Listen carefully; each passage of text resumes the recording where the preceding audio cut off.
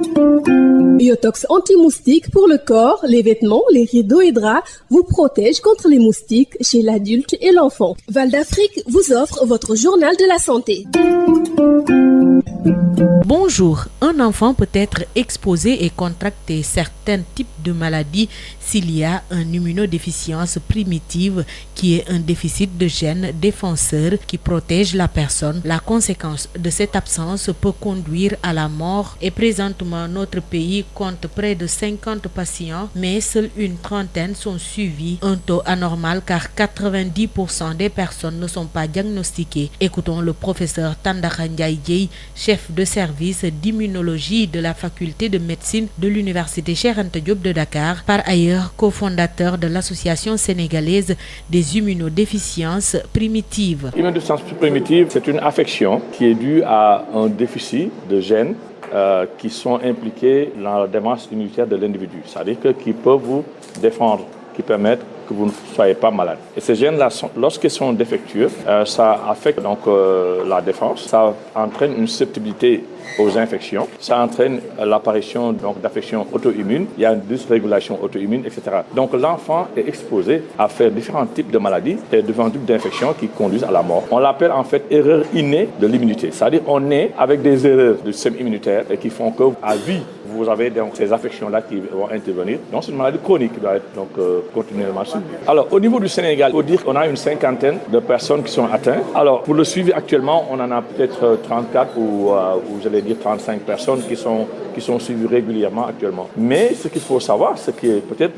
la chose peut-être la plus importante, c'est que 90% des personnes ne sont pas diagnostiquées. C'est ça la grande question. Ça veut dire qu'on a perdu beaucoup d'enfants en cours de route à cause du sous-diagnostic. Merci de nous avoir suivis. Rendez-vous est pris pour un nouveau numéro.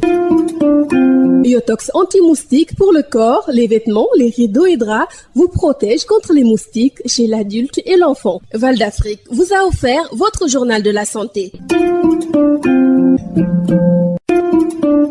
Biotox anti-moustique mooy aar mag ak ndaw ci bépp matu-matu yoo am na booy piis ci rideau yére ak moustiquaire ak booy diw ci yaram. Val d'Afrique moo leen di may seen journal de la santé. dal leen ak jàmm tout tànk yi mën na leen a yomb ñu am yenn ci ay feebar bu dee dañoo ñàkk yenn ci ay gènes yoo xamante ni ñoo war a aar seen yaram yi ñu mën kaa duppee immunodéficience primitive googe ñàkkub ay gènes mën naa tax nag bu feebar bi duggee bu baax a baax ci tout tànk bi mu ñàkk ci bakkanam fu mu ne ni nag ci suñu réew ñu ngi ci nemmeeku lu ëpp juróom fukk ci ay patient waaye fanweer ci ñoom dong la ñuy faj jafe-jafe bu rëy bi nag bokk na ci téeméer goo jël juróom-ñeent fukk yi ci ñi nga xamante ni am nañu feebar bi kenn diagnostiqué wu leen ñu teewlu ci professeur Tandakha Ndiaye Dieye di chef bu service immunologie bu faculté de médecine bu université Cheikh Anta Diop bu Ndakaaru bokk it ci ñi samp association sénégalaise bu immunodéficience primitive. waaw jàngoro bi nag bu ñu la waxee ni la nit ki dafa am ci yaramam ay pepp yoo xamante ni ak ay lu ne ay mandarga yu ne ci biir yaramam loo xamante ni moo koy aar li koy aar ci yaramam nga xamante du feebar du def yenn infection yi maanaam yenn jàngoro yu bari du ko mën a dal du ko mën a daane du ko mën a faat loolu nag moom moo sooxe loolu pepp yooyu ne ci biir yaramam li nga xamante ñoo ko war a aar ñoom ñoo sooxe néew doole loolu nag foog ñu dooleel leen loolu dafa bare ci àdduna bi waaye am na mais dañ ko yéex a nemmiku ñu réew et loolu mooy maanaam yéex ko diagnostiqué xale yi souvent dañuy wër ci hôpitaux yëpp di dem fu nekk waaye duñu xam lan moo leen jot dafa fekk ni seen yaram dafa am lu ci manqué loo xamante ni tant que joxuñu leen dimbalewuñu leen ci ay médicaments yoo xamante ni spécial yoo xamante ni dañ ko wala ñu ko pour accompagner xale yi duñ mën dund lu yàgg loolu nag moom mooy déficit immunitaire primitif maanaam da judduwaale la waaw ci xayma bi daal maanaam daal ci néew na daal ci fanweer ak juróom yoo xamante ni ñu ngi dund waaye weesu na loolu tuuti ñoo xamante ni ñu ñàkk lañ ci ñu bare loolu nag dafay fekk ni boo gisee mu xaw néew noonu tuuti du caagaane daal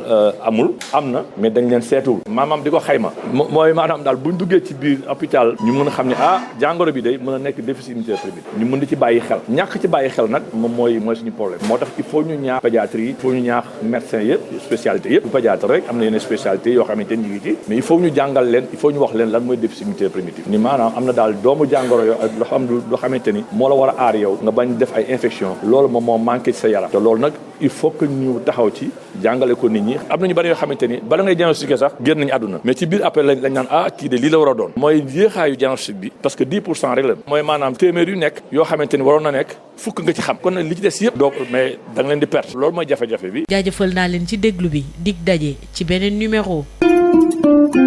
Yotox anti-moustique mooy aar mag ak ndaw ci bépp matu-matu yoo am na booy piis ci rideau yére ak moustiquaire ak booy diw ci yaram. Val d'Afrique moo leen doon may seen journal de la santé.